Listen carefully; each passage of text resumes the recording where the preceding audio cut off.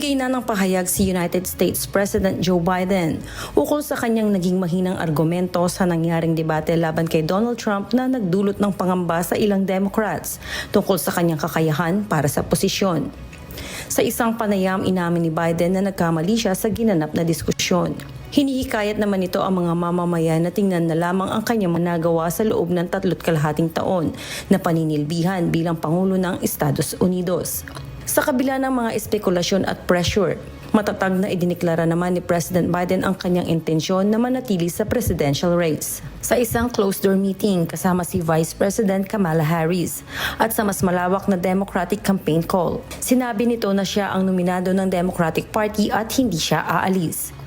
Gayunpaman, ayon sa mga polls, lumaki ang lamang ni Trump simula ng debate, dahilan para manawagan ng ilang Democratic donors at lawmakers na magbigay daan na si Biden.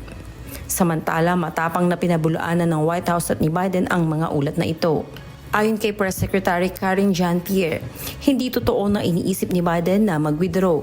Nagpulong si Biden kasama ang 20 Democratic governors, kabilang sina Gavin Newsom at Gretchen Whitmer na mga potensyal na kapalit na nagbigay ng kanilang suporta sa kanya.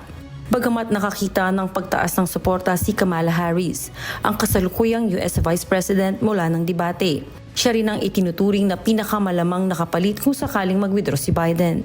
Opisyal na inonomina ng Democratic National Committee si Biden sa darating na August Convention.